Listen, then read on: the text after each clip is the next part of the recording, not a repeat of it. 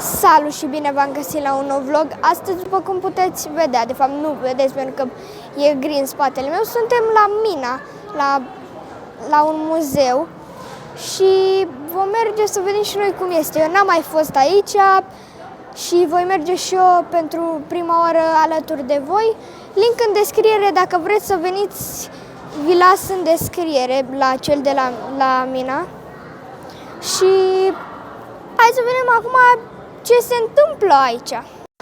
Așa, fraților, am intrat și vom merge în prima chestie într-un VR, putem să spunem, o să ne punem o cască VR și vom fi într-un balon cu aer cald. Vă voi lăsa niște imagini ce vede lumea, ce vom vedea în VR, ca să știți ce o să văd.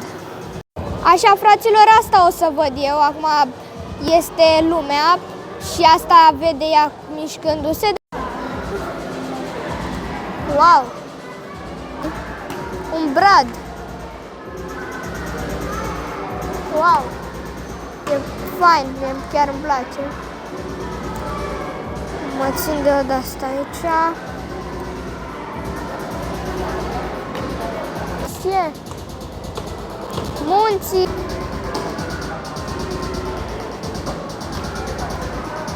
Hai să mai vedem ce se mai întâmplă aici.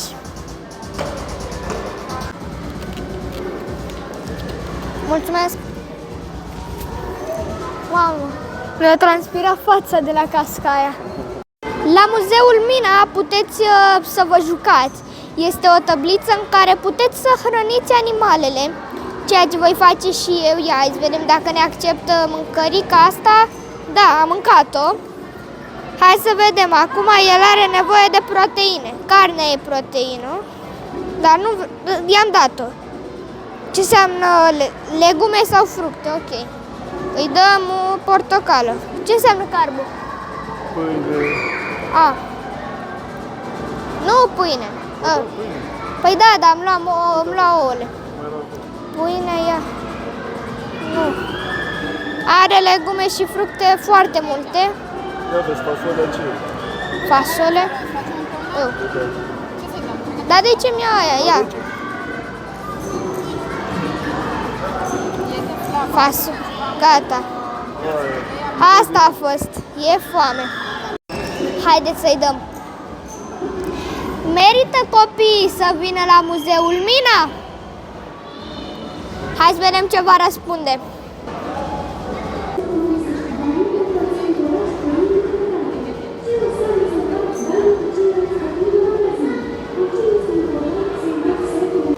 A spus că economisim bani ca să venim aici. Nu prea am înțeles, dar văd ceva foarte interesant. Filmezi? Am găsit o chestie care trebuie să spargem baloane sau să dăm în ele. Mamă, e cam greuț. Adică nu e greu că trebuie să dai în mici, dar eu vreau să le țin pe toate deasupra. Da, nu prea pot. S-au dus ele, ia. Nu! Mamă, se pun cât mai multe bine. E marcat.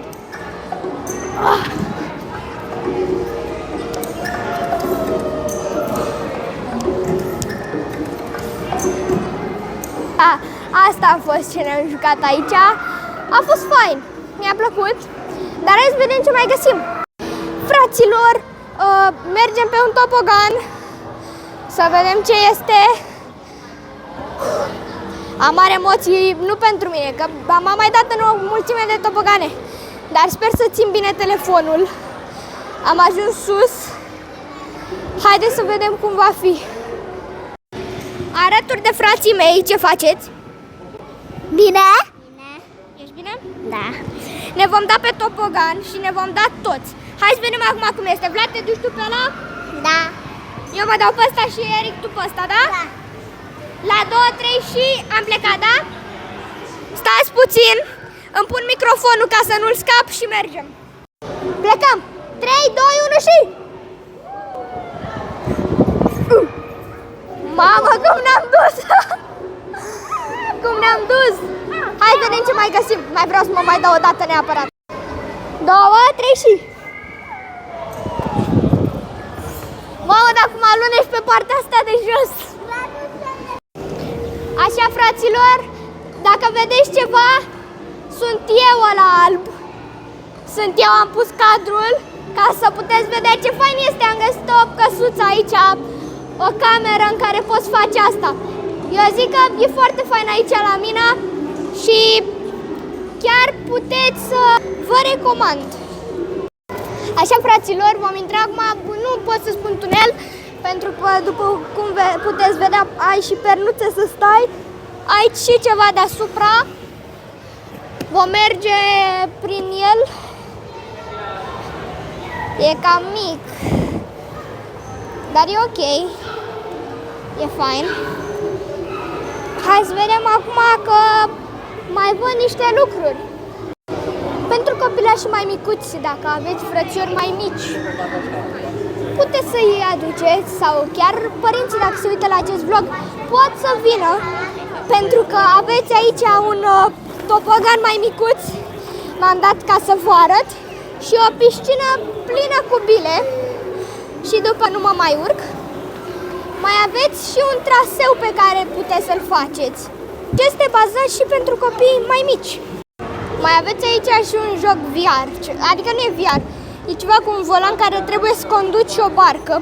Și o barcă care pot să spun că are un plastic ca ea, dar e foarte tare, adică nu te poți lovi în ea. Are colțurile doar puțin mai tari, dar sunt rotunde. Hai să vedeți cum vă puteți juca. Deci aici, la acest ăsta, puteți să veniți și la tunuri puteți să trageți. Foarte fain și chestia asta, chiar îmi place și abia aștept să mai văd ce mai găsim pe aici. Și încă ceva, ia uite, puteți mergeți la schi să schiați. Eu nu voi schia pentru că nu m-a luat, dar o să vedeți voi dacă veniți. Acum se joacă niște copii, dar vedeți cum se joacă ei. Nu știu dacă vor să fie filmați, dar jocul cred că am voie. Și arată și scorul, dacă vedeți acolo la girafă. Băi, foarte interesant, chiar e foarte interesant. Așa, după cum puteți vedea, nu știu dacă se aude ecoul, dar este o cămăruță de astea ca la nordul pol, sud sau nord, nu mai țin minte, plină cu balonașele și cu aer aici. Și puteți să vă jucați cu balonașele. Și mai văd un lucru care poate să fie foarte, foarte interesant. Pe cei care se duc în parc și le place trambolina, am găsit locul potrivit aici, niște trambuline, care este ca în spațiu, ia uitați, planete. Foarte interesant și sunt foarte săltărețe aceste planete. E foarte fain și voi mai sări puțin și o să vă mai arăt niște chestii. Cei pasionați să arunce sau să dea cu piciorul, am găsit ceva foarte potrivit. Ia uitați, dați cu piciorul și efectiv dărâmați aici. Poți fi atent când mă joc aici. O să mă mai filmez puțin niște cadre și după o să mă mai joc. Ia, s-au pus de-astea cu... S-au făcut întuneric dintr-o dată. Ia, îți vedem? Uitați mingea și... Arată cineva pe ea de acolo. Mergem să o luăm pe asta. Hai să vedem, dărâmăm și noi una de aici. Ia! Am dat fix pe lângă, ia! Aici. Am dărâmat și noi, asta a fost mingea noastră, ia! Am mai dărâmat ceva, parcă. Hai să vedem, dăm și cu mâna una. Da, n-am nimerit. A fost prea sus asta. Nu se vede foarte bine pentru că e mișcare multă, ia! Putem să dăm. Da, dar nu s-a mișcat, mergem la următoarea chestie. Nu mă văd foarte bine pentru că este întuneric. Celor care le plac să deseneze, sunt mașinuțe care le puteți desena. Voi desena pe una deja colorată, că nu o desenez pe toată, ia uitați. Puteți colora mașinuțe Și tot același lucru, cred, asta n-am văzut. Dacă puneți o hârtie aici cu mașina colorată, vedeți acolo o mașinuță se va pune acolo. Este foarte tare. Dacă am filmat cam toate chestiile, vedem dacă mai găsiți ceva, vă promit că voi filma. Fratele meu a vrut să mă ajute și ia uitați-l, schiază. Și aia este hipopotamul de acolo. Hai să vedem acum cum schiază. A dispărut. Eric, piciorușul ăsta, pune-l mai bine. Așa, și acum ar trebui să apari înapoi. Ia, mișcă-te puțin. Uite, pune-te la girafă. Girafa. Ia, dacă mă pun eu. Uite, Eric. Ia, eu sunt pelicanul. Pelicanul. Eric e girafa. Eric, mă lași pe mine puțin la girafă? M-a lăsat și pe mine Eric la girafă. Și acum vom merge. Mamă, dar trebuie să te ferești de toți ăștia. De fapt poți treci prin copaci, dar e mai bine să te ferești. Vedeți? Dar nu... Așa. Hai să mai vedem. Fratele meu și el a vrut, Vlad, el a fost Eric. Da, desenează. Te filmez, da, te vezi. Ia vedeți, colorează. Coloreze la cu albastru. Da? Bravo, Vlăduț, ai grijă. Aveți, v-am spus și unde desenați, am găsit-o de asta liberă. Acum lăsăm pe Vlad să coloreze și să mai vedem dacă mai putem găsi ceva. Acum am desenat o mașinuță și vreau să o pun pe ecran acolo, să vedem dacă putem să o punem. A apărut, ia uitați-o. Ia uitați-o că a apărut. Da, se pare că am pus și asta pe ecran. Vom pune o casă, pentru că am făcut o mașinuță. Astea sunt și case, sunt blocuri și vom pune una desenată de tata pe ecran. Hai să vedem. Da, unde e? A, e mașină, da! E pusă ca mașină și uite blocul! Îl vezi? E și mașină, dar e și bloc și acum haideți să o punem și pe a mea.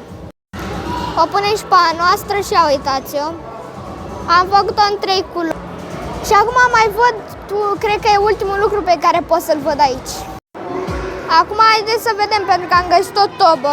Fel de tobă, dacă apăs, ia uitați. S-a auzit sunetul. Nu cred că se aud foarte bine, dar nu o să mai vorbesc ca să puteți să auziți.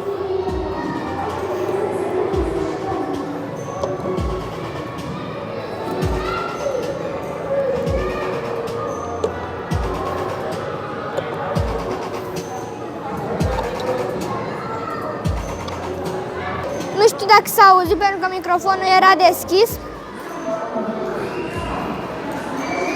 Și aceasta a fost și toba. Fraților, hai să lăsăm aici marca Steaua pe panou. Mașina asta desenată de tata. Hai să o punem mai clar, o mai pun o dată. Ia. Uitați. Altceva.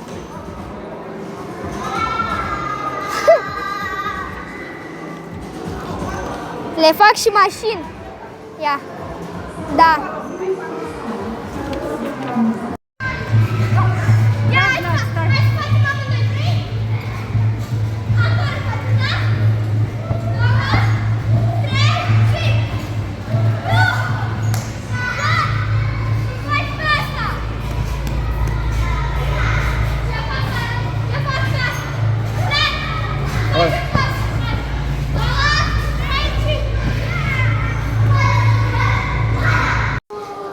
Acesta a fost și vlogul meu, sper că v-a plăcut și să veniți la mine. Și să vă spun două lucruri, biletul de copil la Kids, unde am fost și eu la Mina Kids, 60 de lei copilul și 20 de lei adultul. Și dacă este ora 19 și aveți copii sub 10 ani, nu se mai pot juca acolo decât adulții și copiii peste 10 ani. V-am informat ca să știți dinainte să veniți aici. Sper că v-a plăcut vlogul. Ne vedem la următorul vlog. La revedere!